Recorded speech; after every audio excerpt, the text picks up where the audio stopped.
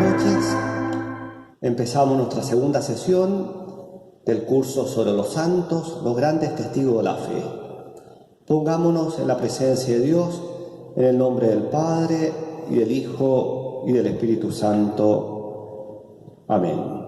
Ven, Espíritu Santo, llena los corazones de tus fieles, y enciende en ellos el fuego de tu amor. Envía sobre tu Espíritu, y todas las cosas serán creadas, y renovarás la faz de la tierra. María, Reina de todos los santos, ruega por nosotros. En el nombre del Padre, y del Hijo, y del Espíritu Santo. Amén. Iniciamos invocando al Espíritu Santo, porque los santos son la obra maestra del Espíritu. En la sesión anterior vimos a San Ignacio de Antioquía. Hoy vamos a hacer un salto en casi 3 siglos, vamos a llegar al siglo IV para ver a San Agustín, quizás de los más grandes santos de toda la historia de la Iglesia, que ha tenido un gran influjo no solamente en la teología católica, sino también en todo el pensamiento cultural de Occidente. Veamos algunos de los hitos fundamentales de su vida. Él nació en la ciudad de Tagaste, en el norte de África. Hoy día estaría entre Túnez y Argelia. Hay que considerar que el norte de África hacía parte del Imperio Romano. Era el África romana, que muy pronto también se abrió a la predicación del cristianismo, y el cristianismo en estos primeros siglos de la historia de la Iglesia va a tener un gran desarrollo en el norte de África. A nosotros nos puede parecer extraño esto, pero toda el África cristiana, culturalmente de origen romano, se perdió con la invasión musulmana en el siglo VII. Entonces San Agustín nació el año 354. Acá en el mapa podemos ver la ciudad de Tagaste. Él era un joven, podemos decir, de una media burguesía, hijo de Patricio y Mónica. Patricio era pagano, se va a convertir en su lecho de muerte. En cambio, Mónica, Santa Mónica, era una mujer muy cristiana que va a tener, como vamos a ver, un gran influjo en la vida de su hijo. San Agustín estudió gramática y retórica en Cartago. Cartago era la capital del África romana, era una de las grandes ciudades del imperio. Desde muy pequeño sus padres se preocuparon en darle una buena educación. Iba a estudiar retórica. La retórica era en la época una de las grandes disciplinas, era el arte de persuadir mediante el discurso. Era muy importante la retórica, por ejemplo, para los pleitos, los juicios, para la política. Era el arte del discurso, de convencer mediante un buen discurso. Podemos ver acá en la diapositiva las grandes fechas de San Agustín. Como les dije, había nacido el año 354, mediados del siglo IV. Vamos a ver después la historia de su conversión. Se va a bautizar el año 387, ordenado sacerdote en Hipona y luego obispo en la ciudad de Hipona, en el norte de África. Hipona queda muy cerca de su ciudad natal, Tagaste, y en la misma región de Cartago, que era la gran ciudad del Imperio Romano, en el norte de África. Veamos un poco el contexto histórico de la vida de San Agustín. Estamos en un contexto muy diverso al que veíamos en la clase anterior respecto de San Ignacio de Antioquía. San Ignacio de Antioquía habían sido los comienzos de la expansión de la Iglesia. Yo les dije cómo los 3 primeros siglos la Iglesia fue perseguida, fue la Iglesia de los mártires. A comienzos del siglo IV la situación cambia totalmente. El año 313 el emperador Constantino, mediante el famoso edicto de Milán, va a dar libertad a la Iglesia. A partir de entonces ya no es un peligro ser cristiano. Grandes masas se van a ir convirtiendo a la fe. El siglo IV, como decir, es un siglo de transición. El cristianismo adquiere libertad, muchos se convierten, pero todavía el paganismo está muy presente en la sociedad. El año 380, el emperador Teodosio, mediante el edicto de Tesalónica, va a hacer del cristianismo la religión oficial del imperio. No significa que todavía sean cristianos todos, pero sí va a tener un carácter de oficialidad el cristianismo en el imperio. Entonces, por estos años le tocó crecer a San Agustín. Cuando nace, hacía 40 años que el cristianismo había adquirido libertad. Todavía a comienzo del siglo IV había sido la última gran persecución con el emperador Diocleciano. Tenía 26 años cuando el cristianismo pasa a ser la religión del imperio. Bueno, el siglo IV y el siglo V va a ser la edad de oro de los padres de la Iglesia. Vamos a ver que San Agustín es de los grandes, quizás el más grande de los padres de la Iglesia. ¿Quiénes son los padres de la Iglesia? Los padres de la Iglesia tienen la particularidad de que eran a la vez obispos, es decir, pastores, eran grandes teólogos que con su doctrina han ayudado a comprender mucho mejor la fe, y a la vez eran hombres santos, de una gran virtud personal y que han sido canonizados, obispos, teólogos y santos. Todo esto va a ser San Agustín, como vamos a ver. Va a ser obispo de Hipona, va a ser un gran teólogo y un gran santo. Los padres de la Iglesia, como les digo, hasta la época de oro, siglo IV, V, los padres de la Iglesia, como lo indica el término padres, ¿no? O sea, es tan grande la figura de estos hombres que han ejercido una verdadera paternidad espiritual sobre los siglos sucesivos del cristianismo. Esta época es también una época de controversias teológicas. Surgen herejías importantes, vamos a ver que van a estar presentes en la época de San Agustín, el arrianismo, el maniqueísmo. Es una época de gran debate teológico dentro de la Iglesia, y a partir de ese debate, en los grandes concilios se va definiendo el dogma que va a fijar de una vez para siempre las grandes verdades de la fe.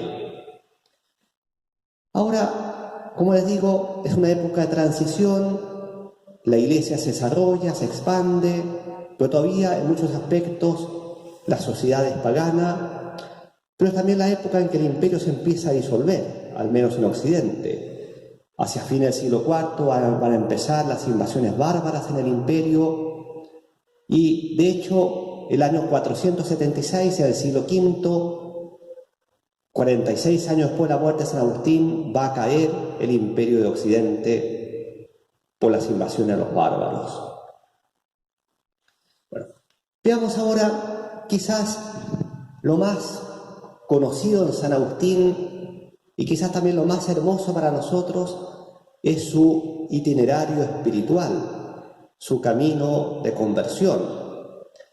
Yo les dije que tenía una madre muy cristiana, Santa Mónica, y de hecho él fue educado en la fe cristiana por su madre, pero no fue bautizado. En la época, en el norte de África, no siempre se bautizaba a los niños de pequeños. Él estuvo en el catecumenado, pero no alcanzó a recibir el bautismo. Pues sin embargo, cuando llega la edad de la adolescencia, como les pasaba a muchos y también les pasa hoy día, de alguna manera, atraído por las cosas de este mundo, se fue poco a poco alejando de la fe que había recibido su madre. Probablemente el hecho de tener un padre pagano influyó también la educación, que todavía estaba bajo el influjo del paganismo. Poco a poco él se fue alejando de la fe. Pues sin embargo, él va a contar después que siempre experimentó una atracción por la figura de Jesús. Él usa unas bellas palabras: habiendo bebido con la leche materna el amor al nombre del Señor. O sea, el influjo de su madre, Santa Mónica, ¿no? Acá lo veíamos en un cuadro famoso, ¿no? Agustín con su madre, están ambos como contemplando el cielo. Sigamos. Como les decía, la adolescencia se aleja de la fe, pero a los 19 años sucede algo muy importante que lo va a marcar. Él, en sus estudios de retórica, se encuentra con un libro de un filósofo, Cicerón. Era un filósofo pagano, no era cristiano, pero este libro, llamado Hortensio, va a despertar en él el amor a la sabiduría, el amor a la verdad. Esto va a ser fundamental, porque San Agustín va a ser un gran buscador de la verdad. Entonces, él va a despertar este libro, el amor a la verdad, pero al mismo tiempo se va a dar cuenta que algo le falta, porque no encuentra el nombre de Cristo en ese libro. ¿Qué es lo que hace entonces? Toma las Escrituras, se pone a leer la Biblia, pero curiosamente se decepciona en esa primera lectura de la Biblia, sobre todo leyendo las historias del Antiguo Testamento, en que aparecen las historias a veces de hombres marcadas por vicios. Encuentra que es algo indigno de Dios lo que lee en el Antiguo Testamento. Además, el mismo lenguaje, parece que la traducción de la Biblia que encontró no era la mejor. Él, que tenía un gran gusto por la filosofía, como que le desilusionó tanto el estilo de la Biblia como las enseñanzas que veía principalmente en el Antiguo Testamento. Pero a la vez, él necesitaba a Dios, amaba la figura de Jesús. Y aquí cayó en una secta, la secta de los maniqueos, que era una herejía, un grupo sectario, pero que tuvo bastante difusión en el siglo IV, que los maniqueos se presentaban como una religión racional. Es decir, le hablaban de Jesús, pero a la vez se presentaban con una especie de coraza científica. Bueno, y ahí va a estar Agustín 9 años metido en esta secta de los maniqueos.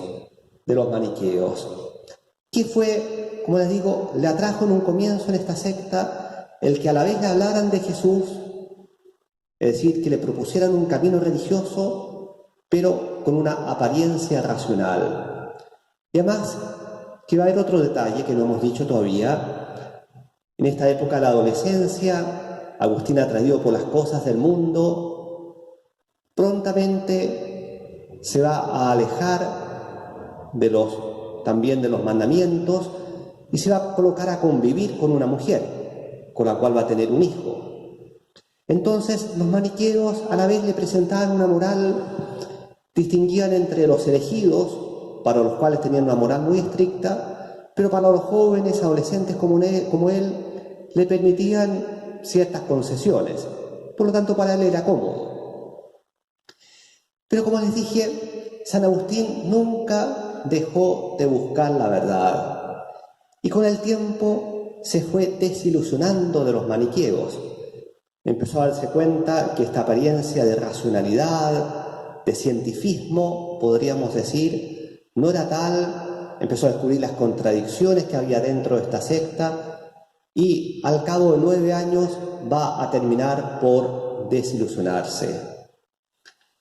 Bueno, estamos llegando ya casi a los 30 años de su vida.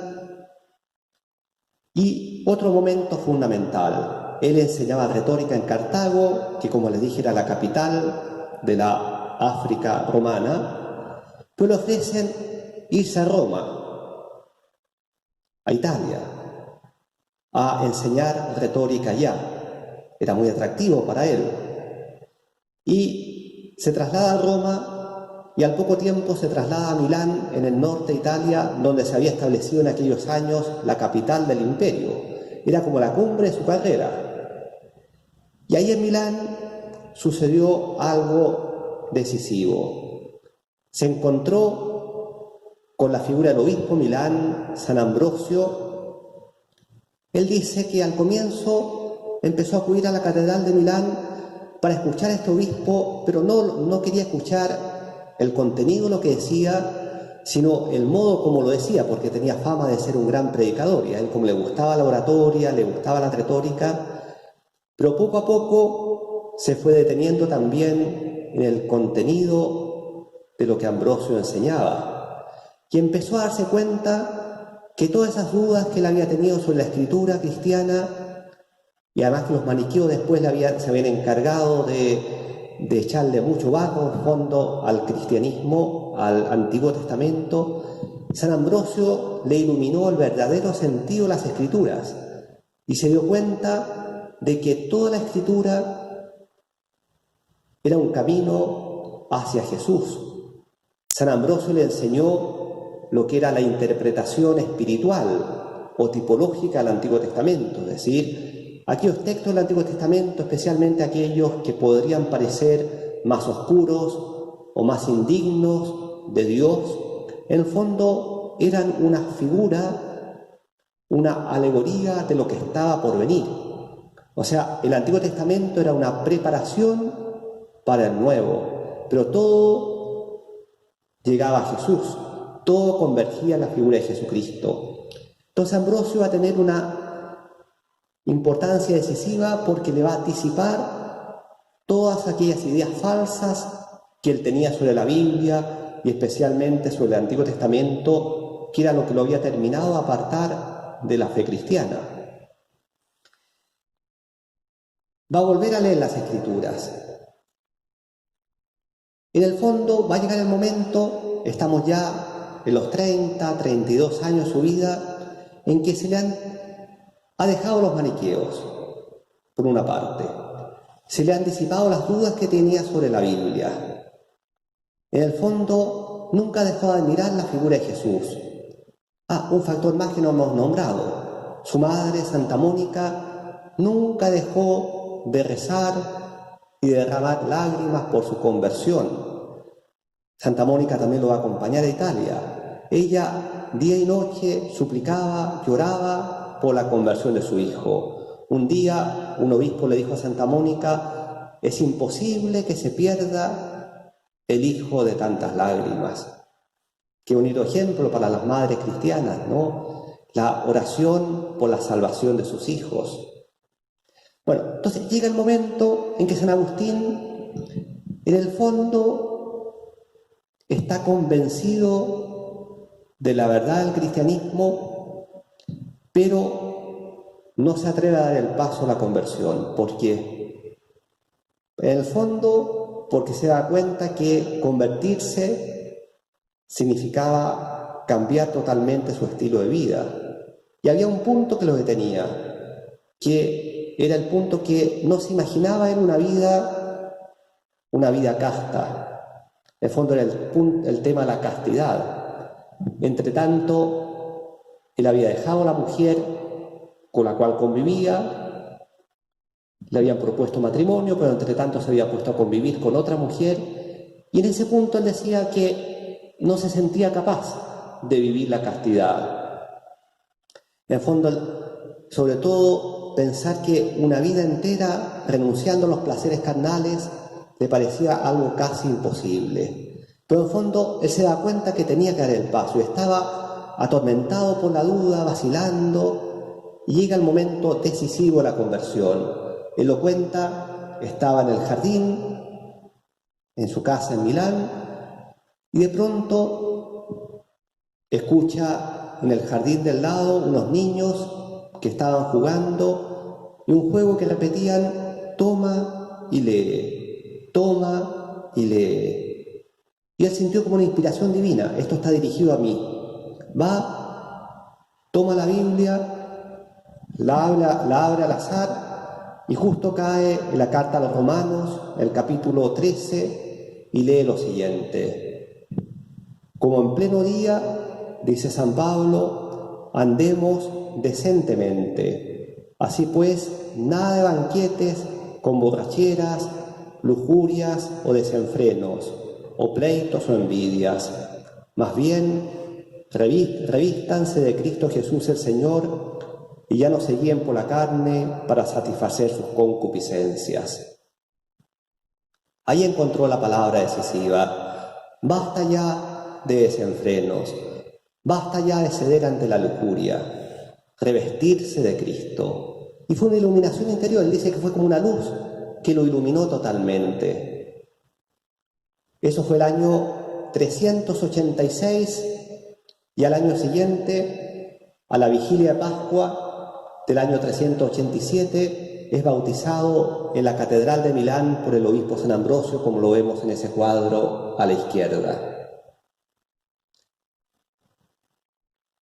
Ha llegado a puerto, ha encontrado definitivamente a Jesús, ha encontrado la verdad que nunca dejó de buscar en su vida. Y tanto así que junto con unos amigos que eran como sus discípulos, que también se convierten con él, deciden volver al África, cerca de su tierra natal, para vivir en una especie de monasterio dedicados a la contemplación de la verdad. Poco antes de embarcarse para África, en el puerto de Ostia, cerca de Roma, muere su madre. Es muy bonita la escena de la muerte de su madre, la cuenta en el libro de las Confesiones, que su madre le dice: ya todo lo que deseaba en esta tierra lo ha alcanzado, te veo cristiano, más aún te veo consagrado a Dios, ya no deseo más nada en esta tierra. Y a los pocos días muere antes de embarcarse para África. Entonces, San Agustín convertido vuelve a África.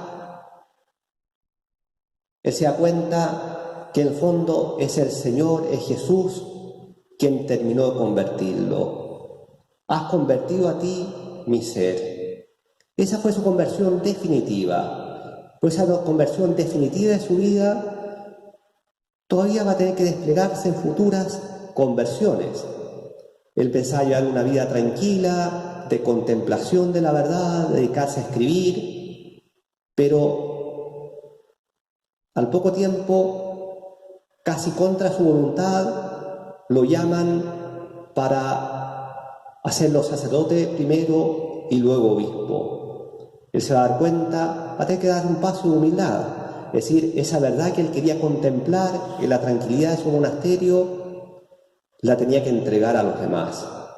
Y a partir de entonces su vida se vuelca en el servicio a los demás, como sacerdote unos pocos años y luego como obispo. Entonces aquí está, yo creo, la gran enseñanza de San Agustín, la búsqueda por la verdad, el amor por la verdad. En una de sus cartas él dice: a mí me parece que hay que conducir de nuevo a los hombres a la esperanza, a la verdad. Qué importante para nuestro tiempo buscar la verdad. La verdad, no cualquier verdad, esa verdad fundamental de la vida, la verdad sobre Dios, sobre el sentido de mi vida, sobre la muerte, sobre el más allá, sobre el hombre.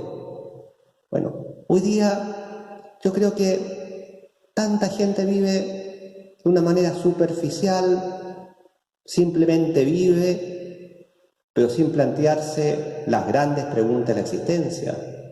¿Cuántos se dejan arrastrar simplemente por la moda, por la ideología que está de boga en el momento? Pues San Agustín nunca se contentó con simplemente vivir. Él buscaba siempre algo más. Y en este camino él va a descubrir que la fe y la razón van unidas. Él va a decir que son las dos fuerzas que nos llevan a conocer la verdad, no separadas. Y tiene una famosa frase, acá la expresión está en latín: crede ut intelligas, intellige ut credas. Es decir, cree para comprender y comprende para creer. cree para comprender. El que tiene la luz de la fe será de todo un mundo nuevo, un mundo en el cual tiene que siempre avanzar y esa luz de la fe le va iluminando nuevas realidades. Pero a la vez comprende para creer. La fe no es irracional. La razón también nos permite comprender la razonabilidad de lo que Dios nos revela. Es cierto que la fe no es un teorema matemático, pero tampoco es irracional. La razón la podemos usar al servicio de la fe y podemos descubrir que lo que Dios nos propone tiene su lógica, tiene su razonabilidad. Bueno, San Agustín nos dice, fe y razón son las dos fuerzas para alcanzar la verdad. Y el camino de San Agustín es un camino también de interioridad, de entrar dentro de nosotros, entrar en nuestro corazón. Entra en ti mismo.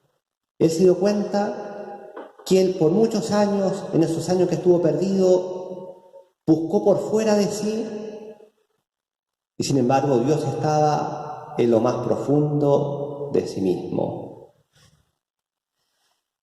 Una cosa interesante, San Agustín va a descubrir que alejarse de Dios es también alejarse de sí mismo.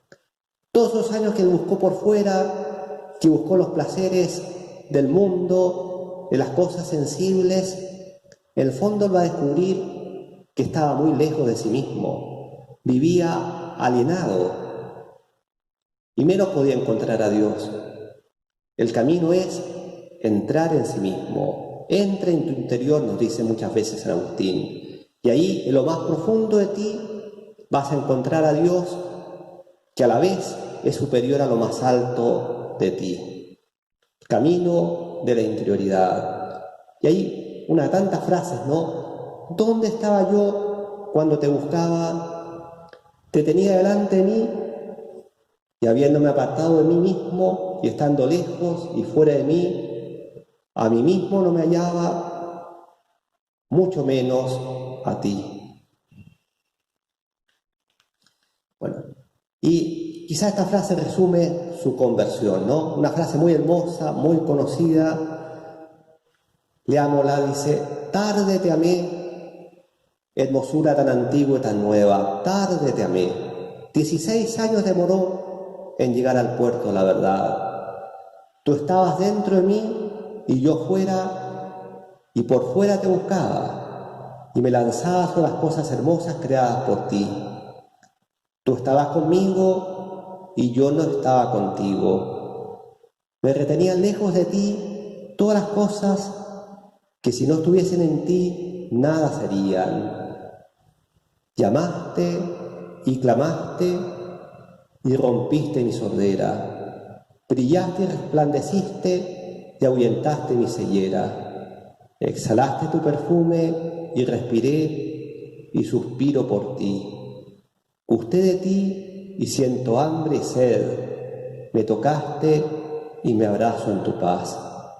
Qué hermosas palabras, ¿no es cierto? Tarde te amé, pero al final la voz de Dios fue más fuerte. La luz de Dios terminó de disipar todas las tinieblas de su corazón.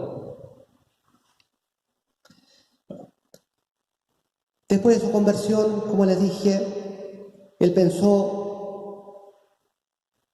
en dedicarse a la vida contemplativa, pero muy pronto tiene que cambiar sus planes, lo llaman para el ministerio en la ciudad de Hipona y los últimos,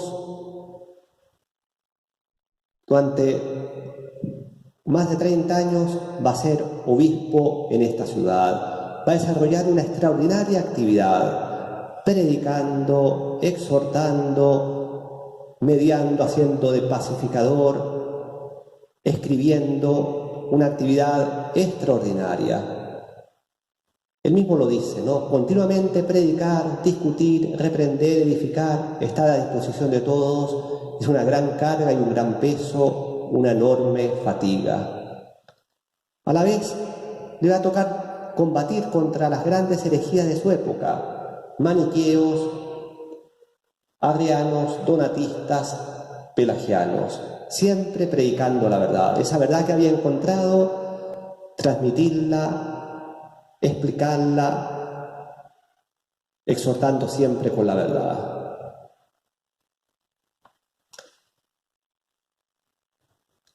Los últimos días de San Agustín fueron días difíciles, pero a la vez también que nos dejan una enseñanza muy bonita. La ciudad de Hipona estaba asediada por los vándalos. ¿Se acuerdan que les dije que en el siglo IV y en el siglo V, con más fuerza, los bárbaros empiezan a invadir el imperio y los vándalos, era un pueblo bárbaro, por ahí viene la expresión del vandalismo, ¿no? Que donde pasaban, arrasaban con todo, quemaban, mataban, causaban solo dolor y desgracia. La ciudad de Hipona estaba asediada por los bárbaros, por los vándalos. Imagínense lo que significa. Bueno, San Agustín está al final de su vida, tiene 76 años, está acometido por la fiebre, él se da cuenta que le llega ya su última hora. Dice un biógrafo, las lágrimas eran, más que de costumbre, su pan de cada día. Lágrimas, ¿por qué? Porque se da cuenta que es un mundo que se está terminando. Todo ese mundo antiguo está llegando a su ocaso y por eso él dice, él va a hablar de la vejez del mundo. El mundo envejece, pero a la vez se da cuenta, está vislumbrando que nace un mundo nuevo. Dice, el mundo envejece, pero Cristo es siempre joven. No rechaces rejuvenecer con Cristo, incluso en un mundo envejecido. Esas palabras quizás las podemos aplicar a nuestro tiempo, ¿no? Bajo muchos aspectos estamos en un cambio de época. Hay muchas cosas que parecen que están pasando, pero Cristo es siempre nuevo. Cristo es la eterna juventud. Él hace nuevas todas las cosas. Él, San Agustín, se mantuvo en la brecha, no quiso abandonar a su rebaño. Estaría viejo, enfermo, pero él quiso permanecer. Y sus últimos días lo dedicó a la oración y a la penitencia. Una cosa muy bonita que se cuenta su primer biógrafo, que San Agustín, en el fondo, él dice, él se dio cuenta de que tenía que, por mucho que se hubiera convertido al Señor, él tenía que prepararse de modo especial a la muerte, y él hizo que en su pieza, donde estaba postrado en su lecho, le colocaran en los grandes lienzos colgados de la pared los 7 salmos penitenciales de la Biblia para poder verlos bien y poder rezarlos. Y sus últimos días los dedicó a rezar estos salmos penitenciales, preparándose así para la partida definitiva. Bueno, San Agustín, como le dije al inicio, es quizás el más grande de los padres de la Iglesia. Es el más grande de los doctores del primer milenio. Él escribió muchos libros, muchas obras. La más conocida, Las Confesiones. Un libro muy hermoso en que él cuenta todo ese largo camino espiritual que lo llevó hasta Cristo. Cuenta cómo se alejó de la fe, cómo se dejó envolver por el mundo, pero como poco a poco fue volviendo, y él se da cuenta que en el fondo era Dios que nunca dejó de buscarlo, era la misericordia divina que por caminos misteriosos lo fue llevando al puerto de la verdad. El libro de las Confesiones, la palabra confesión no es solamente confesar sus pecados, que de hecho los confiesa en el libro, pero sobre todo es alabar la misericordia de Dios esa misericordia infinita que se manifestó en su vida, en esa vida muchas veces marcada por los desvaríos y la lejanía de Dios. Pero tiene muchos libros más. La ciudad de Dios, De Trinitate, las retractaciones. Interesante, al final de su vida escribió las retractaciones en un acto de humildad, en fondo para retractarse, para cambiar todo aquello que alguna vez había dicho o escrito y que ahora hacia el final de su vida se da cuenta que no era lo más correcto como lo había dicho o escrito. Se conservan de él más de 600 homilías. Más de 600. Fueron muchas más las que él pronunció, pero han llegado a nuestro tiempo más de 600 homilías. Bueno, y concluyamos con esta frase tan conocida que está tomada del libro de las Confesiones. A propósito de las confesiones es la primera autobiografía de la literatura universal. Es un libro de una gran riqueza porque se expresa todo el interior de la persona, toda la psicología, todo el yo. Es el primero en escribir una autobiografía. Y es, como le decía, una alabanza a Dios. Bueno, y al comienzo de las confesiones, él escribe esta frase que resume toda su vida. Nos hiciste, Señor, para ti. Nuestro corazón está inquieto hasta que descanse en ti. Y lo cuenta en las confesiones. En todos esos años de búsqueda, en que estaba atrapado por las cosas del mundo, nunca tuvo la paz. Pero buscaba la paz donde no se encontraba. Y no la buscaba donde sí la podía encontrar. Pero nunca estuvo la paz. Siempre estuvo inquieto. Siempre algo le faltaba. Hasta que llegó a puerto, hasta que descansó en Dios.